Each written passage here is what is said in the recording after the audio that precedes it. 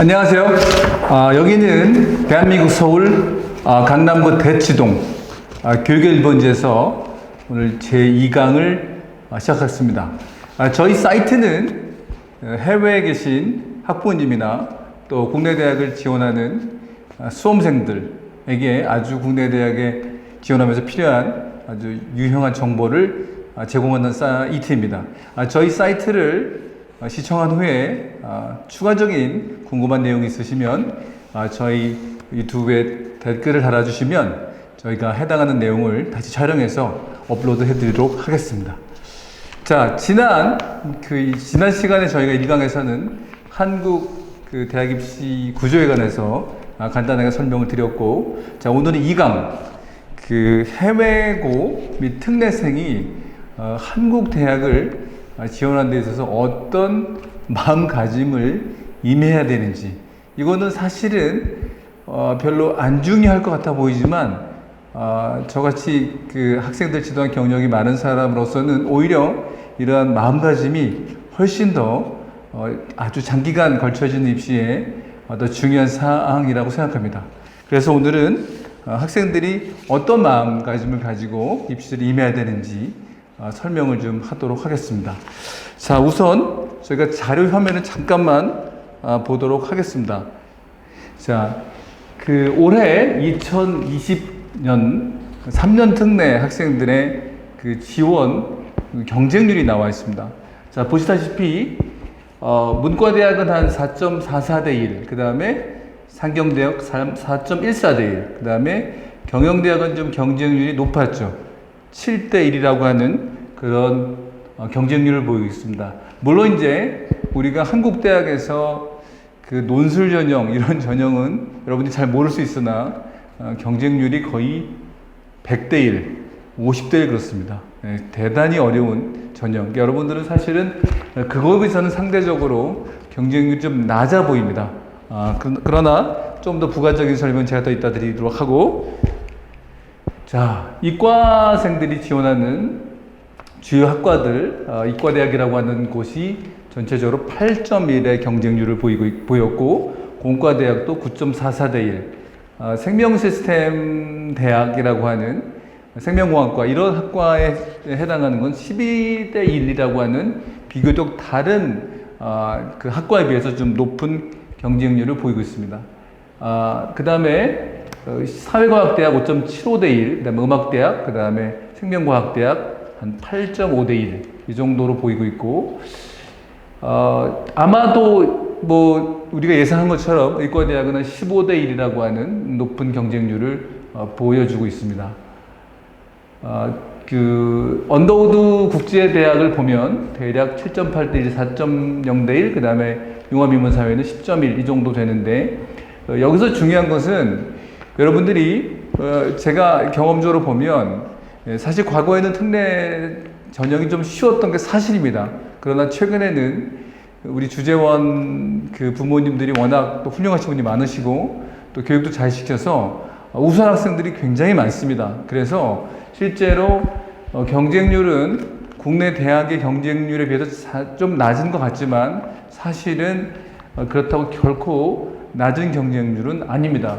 우리가 전체적으로 봤을 때 연세대학교가 대략 68명을 선발하는데 480명이 지원했다는 얘기는 7.1대 1인데 상당히 많은 학생들이, 사실은 68명을 뺀 나머지 학생들은 이 슬픔에 잠길 수밖에 없는, 무려 한 400명이 넘는 학생이 탈락이 되는 그런 입시 구조입니다. 결코 쉬운 입시는 아닌 것 같습니다. 자, 저희가 고려대학교도 사실 거의 비슷합니다. 자, 이 경쟁률 쭉 보면 경영학과가 한 9대 1 정도 되고, 그 다음에 심리학과가 요새는 사실 인기가 좀 많은데 11대 1 정도 됩니다.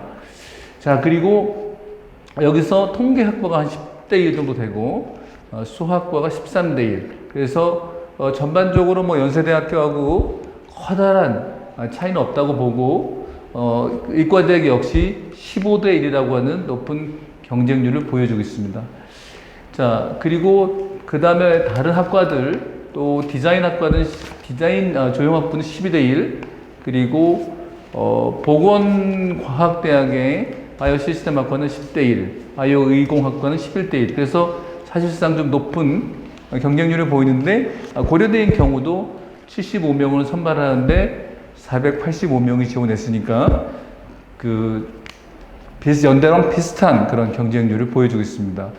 여기서 아까도 말씀드린 것처럼 400명이 넘는 친구들은 결국은 떨어질 수밖에 없는 그런 입시 구조이기 때문에 제가 잠시 이런 내용을 여러분들께 보여드린 이유는 그 입시가 그렇게 쉽지 않습니다. 생각보다. 그래서 여러분들이 가장 중요하게 아셔야 될 것은 뉴질랜드가 됐든 호주가 됐든 혹은 중국의 베이징에 있든 혹은 미국의 캐나다의 이런 나라에 있든 아니면 우리가 동남아시아에 어디에 있든지 간에 여러분들이 그 지역에서 공부를 뛰어나게 잘하는 것은 대단히 바람직한 일이지만 전 세계 학생들과 경쟁을 하고 있다는 사실을 항상 기억해야 됩니다. 그래서 여러분들이 제일 중요하게 생각해야 될 것은 뭐냐면, 자, 여러분들의 합격은 여러분 자신이 똑똑하다라고 하는 객관적인 능력보다는 오히려 어떠한 경쟁자와 함께 지원을 하는가에 더 결정이 납니다. 우리나라의 아주 그 유명한 피겨스케이터인 김연아 선수 같은 경우도 김연아 선수가 나가면 일본의 아사다마온과 이런 선수들은 항상 슬퍼합니다. 왜냐하면 김연아가 나가는 대회는 항상 그 선수는 2위 수밖에 없기 때문에. 그래서 여러분들이 다시 한번 제가 말씀드리고 싶은 요지는 여러분들의 합격은 여러분들의 객관적인 능력에 의해서 보다는 경우에 따라서는 함께 그 해당 연도에 해당 학과에 지원하는 그런 경쟁자들에 의해서 결정입니다. 그 얘기는 다시 말하면 어떤 의미이냐면 여러분들이 다른 학생보다도 여러 가지 면에서 학교에서의 어떤 GPA라고 하는 그런 내신만 중요한 게 아니라 그 기타 공인 점수들, 우리가 SAT나 AP나 IB나 혹은 A-level 이런 기타 점수들, 이런 점수들이 훨씬 더 중요하게 사용이 될 수 있습니다. 그래서 그러한 걸 염두에 두고 제가 여러분들과 또 이 채널을 시청하시는 부모님께 간단하게 제가 아이들을 지도한 경험을 통해서 느낀 그런 조언이라고 할까요? 그걸 몇 가지 전하도록 하겠습니다. 자, 저희가 먼저 학생들에게 먼저 주는 조언은요. 학생들은 이제 사실은 여러분들이 부모님들이 굉장히 부모님을 잘 만나셔서 사실은 그 해외에서 아주 좋은 국제학교에서 좋은 환경에서 공부하는 게 일반적입니다. 그럴 때 사실은 한국에서 공부하는 친구들은 굉장히 힘들게 많이 공부를 하거든요. 그래서 여러분들이 여행도 많이 다니고 자유롭게 공부하고 자유로운 분위기 공부하지만 중요한 것은 마음가짐은 항상 내신이라든가 혹은 여러분들이 내신만 잘해서는 사실은 어떨 때는 부족할 거 있습니다. 아까 제가 말씀드린 것처럼 전 세계에서 학생들이 지원하기 때문에 여러분들이 학교에서 GPA는 당연히 잘 봐야 되고 그 GPA가 그 외에도 SAT나 AP를 여러 과목을 해서 혹은 기타 여러분들의 객관적으로 우수하다고 입증할 수 있는 그러한 여러 가지 성과를 내는 게 매우 중요합니다. 물론 IB를 하는 친구들은 IB 점수로 내신이 일부 과목들이 나오면서 그 IB 과목에 대해서 IB 점수가 상당히 높이 나와야 하지만 또한 중요한 것은 IB 점수가 모두가 다 만점 받고 있는 상황이 되지 않을 수 있기 때문에 그러한 것을 대안할 수 있는 SAT라든지 AP라든지 이런 것들이 중요합니다. 또한 왜 중요하냐면 우리가 IB를 하는 친구들은 하이레벨이라고 하는 SAT라고 하는 과목을 정하다 보면 점수를 잘 받기 위해서 하이레벨도 예에 따라서 좀 쉬운 과목을 택했을 때 정작 중요한 것은 면접에서 상당히 어려운 질문을 낼 수가 있습니다. 그거는 단지 AP라는 이런 과목들이 여러분들에게 여러분들 객관적으로 우수하다고 인정해주는 스펙이 될 뿐만 아니라 그러한 과목들은 여러분들이 그러한 과목을 공부하면서 실력이 매우 늘고 그 다음에 실력이 는 것은 여러분이 대학에서 그 면접을 할 때 아주 유용하게 사용될 수 있습니다. 그래서 반드시 중요한 것은 여러분들이 내신과 그 함께 다른 여러분들을 객관적으로 우수하다고 그 인정해 줄 수 있는 그러한 각종 여러분들이 입증할 수 있는 서류를 만들어내는 게 아주 중요하다고 생각합니다. 두 번째는 여러분들이 최대한 그 수면을 가급적이면 수험생답게 어느 정도 필요한 수면을 취하고 그 다음에 공부할 시간을 많이 확보를 해야 되겠습니다. 적어도 저는 그 연고대급 이상의 학교를 여러분들이 합격하려면 그래도 저는 항상 공부는 약간 좀 miserably하게 좀 비참하게 해야 된다고 생각합니다. 물론 제 의견과 다를 분도 있을 수 있으나 저는 항상 농담 삼아 이렇게 얘기합니다. 제가 전 세계 수험생 중에 공부를 열심히 해서 지금까지 과로로 사망한 사람은 아무도 없습니다. 그래서 공부는 할 수 있는 한 최대한 많이 하는 게 중요합니다. 그리고 자기가 지원하는 학과, 뭐 의대를 간다든지 생명공학을 간다든지 혹은 경영학과를 간다든지 정치학과를 간다든지 이럴 때 가급적이면 어떤 활동을 할 때 그와 유사한, 그와 관련된 활동을 하는 게 좋죠. 예를 들면 뭐 의대를 가고 싶어하는 친구가 모의행 총회를 되게 열심히 한다. 뭐 좋을 수 있지만 그거보다는 오히려 의대나 이런 의대를 가기 때문에 오히려 뭐 병원에서 인턴한다든가 아니면 그 바이올로지 같은 생물과 관련된 그런 어떤 리서치를 한다든지 이런 게 훨씬 더 중요합니다. 반대로 어떤 친구가 경영학과나 아니면 뭐 국제학부나 이런 정치학과나 이런 학과를 가는 친구는 오히려 뭐 모의연총회라든가 이런 게 되게 중요하겠죠. 그런데 여러분들에게 또 하나 조언하고 싶은 것은 국내 대학에서는 여러분들이 그 학교에서 국제학교에서 학생회장을 했다거나 혹은 스포츠 활동을 열심히 했다거나 혹은 그 오케스트라를 열심히 했다는 상황이 별로 그렇게 중요하게 평가받지 못합니다. 그러니까 그런 거는 적당히 해주는 게 좋을 것 같습니다.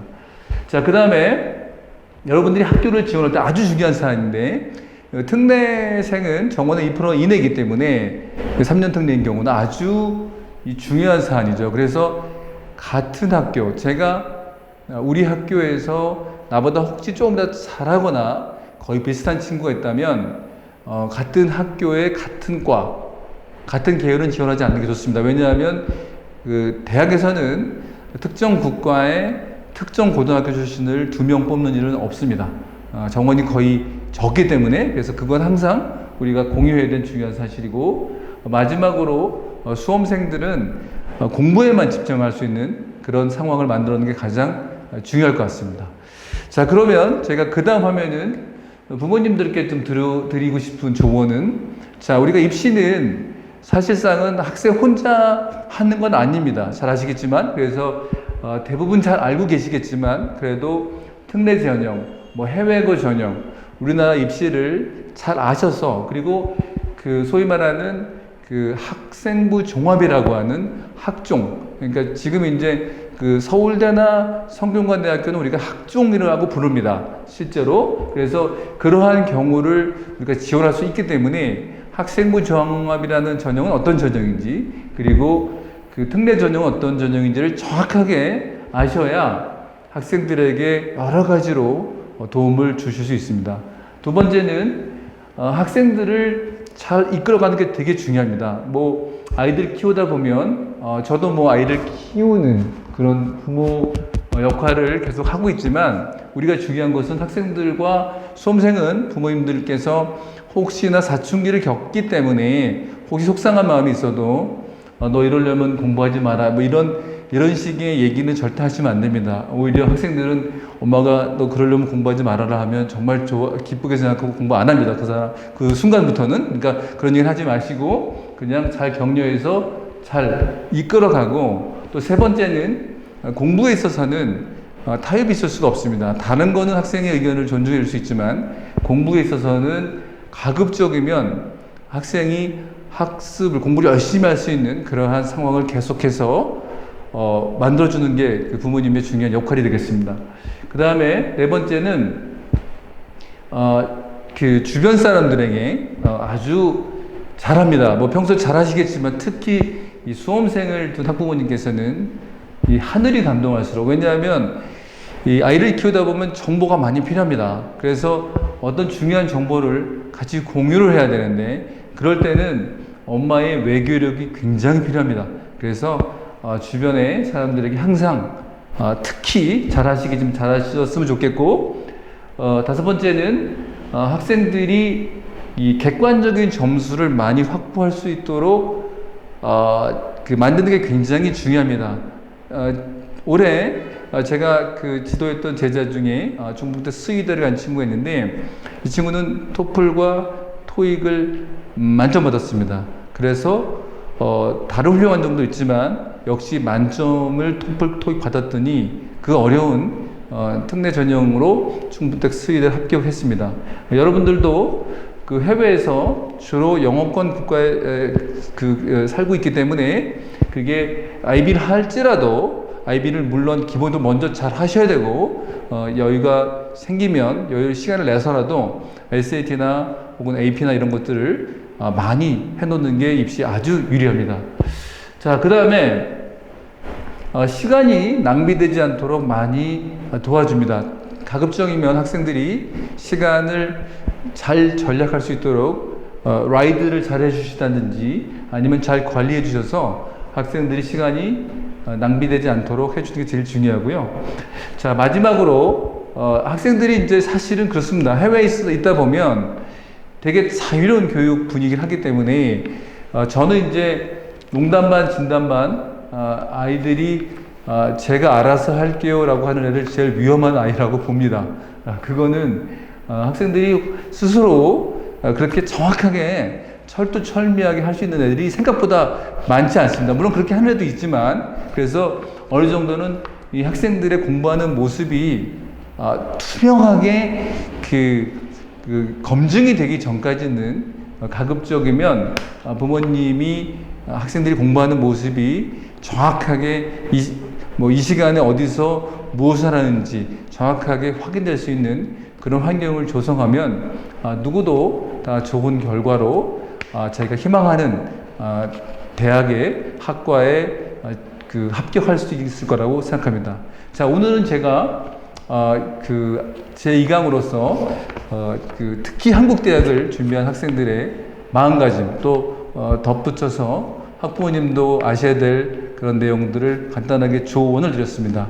자, 아무쪼록 이런 내용을 잘 유념하고 한국대학을 잘 준비해서 좋은 결과를 얻기를 기대합니다. 자, 오늘 2강은 여기서 마치고 다음 시간에 저희가 3강을 할 텐데, 다음 시간은 강의 내용이 가장 중요한 내용입니다. 특례 전형에 대한 얘기인데, 특례 전형은 내용이 워낙 중요하기 때문에 두 번에 걸쳐서 3강과 4강은 특례 전형을 이해하는 그런 내용으로 가도록 하겠습니다.